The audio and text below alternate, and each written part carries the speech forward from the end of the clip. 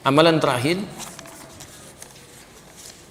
yang ditunjukkan di bulan Syawal tapi berlaku sampai pasca Syawal.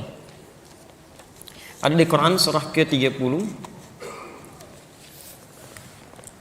ayat ke-30. Quran surah 30 ayat 30.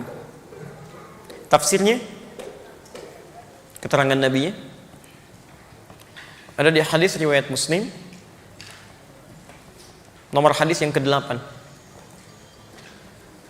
Ya, kalau antum punya yang bahasa Arabnya, Syarah Imam An-Nawawi jilid pertama di kitab Al-Muqaddimah, pembahasan Muqaddimah, hadis nomor ke-8, posisi paling kiri sebelah atas. Baik, saya bacakan ya. Baik, amalan yang ketiga, lihat kalimatnya, fa'aqim wajhaka lid-dini hanifa. Maka hadapkanlah dirimu ke dalam ketentuan syariat din hanifa, dengan lurus dan benar.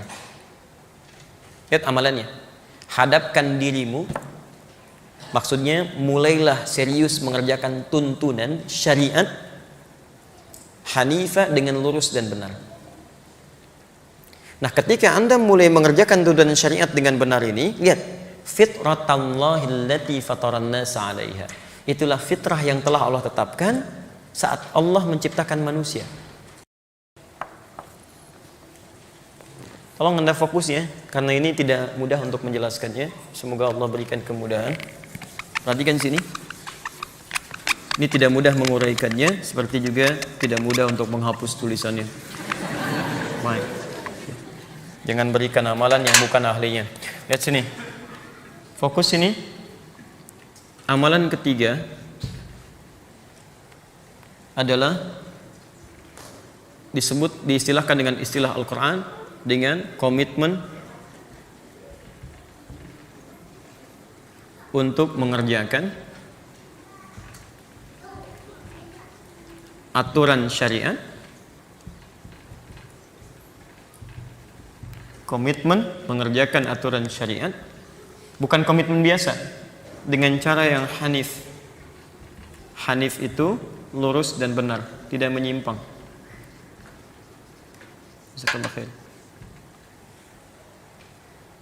Nah, ketika Anda komitmen mengerjakan tuntunan syariat, aturan syariat itu dengan lurus dan benar, itu oleh Allah disebut fitrah. Fitrah kehidupan kita. Ternyata saat kita diciptakan itu penciptaan kita, tujuan utamanya untuk menjadikan kita memenuhi aturan syariat untuk ibadah. Quran surah 51 ayat 56, "Wa ma khalaqtul jinna wal insa illa liya'budun." Tidaklah aku ciptakan jin dan manusia itu kecuali untuk ibadah kepadaku. Nah, ibadah yang benar itu kan sesuai dengan aturan syariatnya. Sekarang perhatikan, fokus. Ini disebut oleh Quran dengan fitrah. Taknya terbuka. Gini. Fitratallahi allati fataran nasa 'alaiha. Sedangkan fitrah ini seakar dengan kata fitrun. Fitrun materinya, hasilnya disebut dengan fitrah. Akar katanya disebut dengan fatara. Sifat Allah yang memiliki sifat ini disebut dengan fatir. Sekarang perhatikan, ketika Nabi Ibrahim bertekad memenuhi tuntunan syariat, meninggalkan semua sembahan kaumnya, bahkan beliau meninggalkan matahari, meninggalkan bulan, meninggalkan segalanya untuk menuju kepada Allah, beliau menyebutkan kalimat fatara ini yang kaitannya dengan fitrah. Quran surah ke-6 ayat 79, supaya terukur dengan ini Qurannya. Quran surah ke-6 ayat 79. Perhatikan, ketika Nabi Ibrahim sudah menemukan aturan Allah yang ingin beliau kemudian ikuti dengan baik, meninggalkan semua sembahan kaumnya, meninggalkan anggapan pribadinya, lihat kalimatnya, inni wajjahtu, mulai hari ini saya akan pasrahkan diri saya hadapkan diri saya, wajhiya lilladzi fataras samawati wal ard. Fatara ini, saya akan arahkan semua, pasrahkan diri saya kepada aturan pencipta yang memiliki langit dan bumi. Lihat kalimatnya, hanifa, saya akan kerjakan itu dengan lurus dan benar. Ada ayatnya? Quran surah ke-6 ayat 79. Ada ayatnya? Baik, fataranya disebutkan, hanifnya disebutkan. Fatara kata kerjanya, perhatikan. Fitrun ini kata bendanya, materinya. Fitrah ini sifatnya. Di sifat kita itu ketika diciptakan oleh Allah Subhanahu wa taala itu untuk kembali kepada syariat, menunaikan tuntunan syariat. Jadi amalan yang ketiga di bulan Syawal itu, kenapa hari pertama disebut dengan Idul Fitri, kembali kepada fitri, ditafsirkan oleh Ibnu Abbas, orang yang kembali ke fitri itu bukan cuma makannya baik, bukan cuma mendapatkan pakaian baik, tapi lebih daripada itu, terpenuhilah semua asas kehidupannya ini kembali kepada fitrahnya. Ini semua fitri ini didorong untuk memenuhi kebutuhan fitrahnya. Semakin dekat dengan Allah Subhanahu wa taala. Makanya diistilahkan oleh beliau Idul Fitri bermakna Idul Fitrah. Dikembali kepada fitri itu ditunjukkan dengan bukan hanya ada perubahan dari segi penampilan dan makanan, tapi perubahan dari segi fitrahnya. Apa fitrahnya ini? Ini fa'aqim wajhaka lid-dini hanifa. Punya komitmen untuk kembali pada aturan syariat. Bukankah saat Ramadan kita dilatih untuk kembali pada aturan syariat? Silakan Bapak Ibu cek. Aturannya saat Ramadan nggak boleh berdusta. Lisan kita bicara yang baik-baik. Begitu diajak mau marah, tahan. Kenapa nggak balas marah? Nanti nunggu maghrib. Masya Allah, nunggu maghrib tuh. Habis maghrib lupa, ya kan? Itu latihan. Dilatih, tangan bergerak pada yang baik. Nah, latihan itu tujuannya apa? Supaya saat di awal Syawal dia komitmen untuk berubah, dan perubahan itu dibawa sampai pasca Syawal. Jadi kalau ada di antara kita, kemudian, mohon maaf ya, ini baru 19 hari ini meninggalkan bulan 1 Syawal itu, meninggalkan Ramadan. Kalau sampai tanggal 19 ini aturan syariat belum maksimal pada diri kita, maka kita harus koreksi kembali. Nah sekarang aturan Qur'annya fa'akim wajhaka lid-din. Lid-din, hadapkan dirimu pada aturan din. Apa yang dimaksud dengan din? Apa yang dimaksud dengan syariat? Islam. Dari mana taunya? Quran surah ketiga ayat 19. Innad dina indallahil Islam. Yang dimaksud din, syariat ini Islam. Jadi amalan di bulan Syawal selanjutnya yang berlaku terus melewati Syawal adalah ada komitmen dari setiap muslim untuk kembali pada aturan-aturan Islam dalam kehidupannya. Apa diantaranya?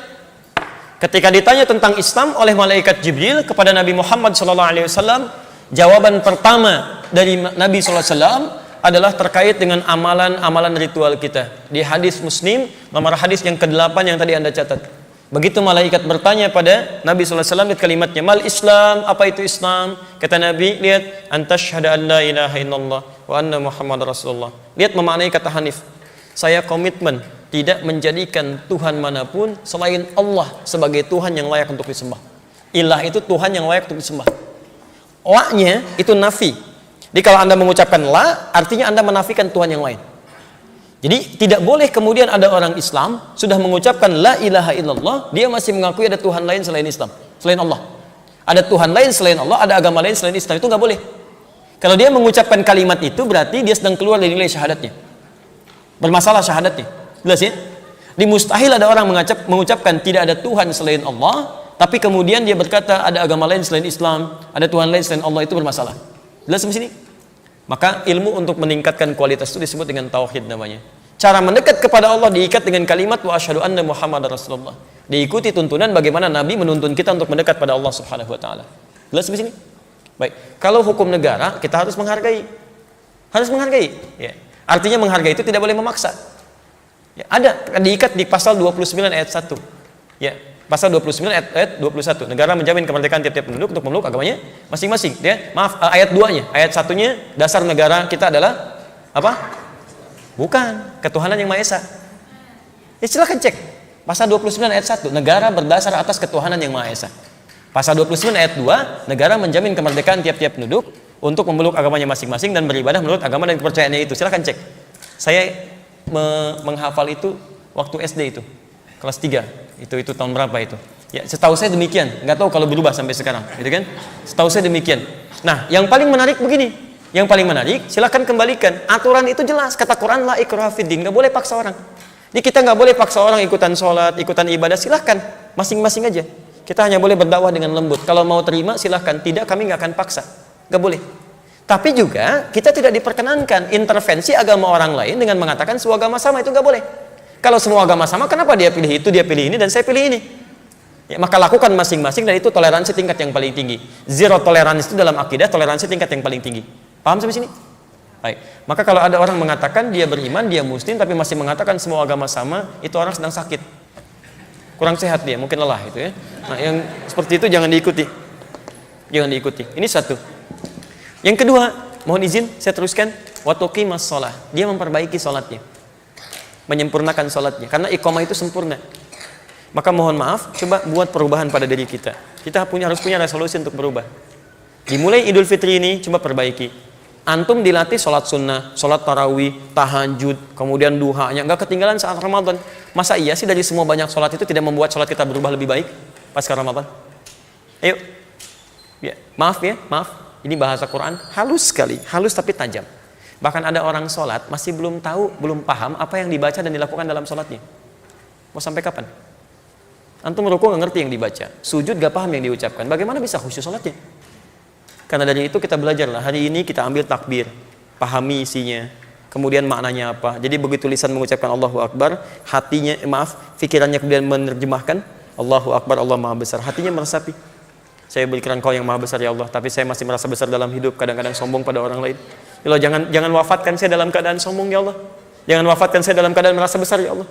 Anda baca Allahumma ba'id baini wa baina khataayaya, ya, kemudian setelah itu Anda pahami artinya, begitu Anda takbir baca doa itu rasakan dosa apa yang Anda bawa sampai pengen minta diampuni. Allahumma ba'id baini wa baina khataayaya kama ba'adta bainal masyriqi wal maghrib. Ya Allah, kalau saya salat sekarang membawa kesalahan dosa ya Allah, dan mungkin waktunya saya wafat sekarang, mohon ya Allah, ampuni saya, jauhkan saya dari kesalahan saya, jangan dibuka lagi sampai kiamat ya Allah. Seperti timur dan barat tidak pernah dipertemukan keduanya. Anda tangisi dan sebagainya. Seperti Abu Bakar. Abu Bakar itu saking khusyunya, pahamnya bacaan sholat, baru takbir begini aja, tangannya sudah bergetar. Takut ketika sholat membawa benih kesombongan dalam dirinya, itu bergetar begini. Sama mirip Pak, kalau subuh di puncak begini getar juga. Okay. Zakat, puasa, haji, dan seterusnya. Ya, saya kira itu untuk ukuran kita. Jadi, coba dicek lagi, ini hari ke-20 di bulan Syawal, apakah kita sudah ada perubahan? Apakah sudah berbagi dalam kebaikan? Dan saya simpulkan di akhir untuk penekanan, mohon maaf, urusan ibadah masing-masing, tapi kalau urusan untuk bersedekah, berbagi, itu lintas akidah. Saya ingatkan ya, lintas akidah. Jadi kalau urusan untuk infak, berbagi, memberikan kepada yang lain, mohon jangan dibatasi orang Islam saja. Ya, mau bagi-bagi kue, kok saya nggak kebagian Bu? Ibu kan bukan Islam, nggak boleh. Ya, Anda bagikan. Karena lihat, semua hadis Nabi tentang pemberian tidak mengikat dengan akidah. Umumnya tidak mengikat dengan akidah. Pernah dengar hadis ini? Siapa yang masak masakan dan baunya sampai pada tetangganya, maka bagilah tetangganya walaupun cuma kuahnya. Oh, Masya Allah. Itu maksud hadisnya kalau ibu masak kuahnya saja. Itu maksudnya.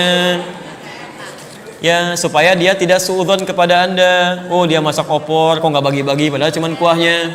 Ya, tapi kalau Anda masak dengan opornya, ya bagikan porsi yang sesuai. Tapi mohon maaf, hadis itu tidak pernah menyebutkan kalau tetangga Anda Muslim, tidak. Anda mungkin tinggal di sini, tetangga Anda mungkin ada yang Kristen, yang Hindu, yang Buddha, bagi dia, berikan makanan.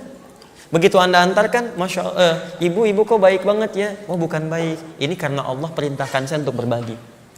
Ini karena Nabi saya yang minta. Terus kalau Nabinya nggak minta bagaimana Bu? Tidak, Nabi tidak mungkin begitu. Pasti berikan kebaikan. Besoknya dia tanya, mungkin masuk Islam. Anda niatkan, ini bagian dari hidayah. Ya, bahkan lebih dalam lagi, saya tadi sampaikan di live school, di beberapa tempat saya sampaikan, bahkan Anda punya pohon pun, mungkin ada pohon-pohon, ada buahnya, ke tetangga Anda walaupun non-muslim. Itu kalau buahnya sampai ke tetangga Anda, hukumnya hakun musytarak, hak bersama. Usahakan sebelum lisannya keluar minta izin, Anda sampaikan. Jadi begitu buahnya berbuah, Anda sampaikan, Pak, Bu, mohon maaf, kenapa?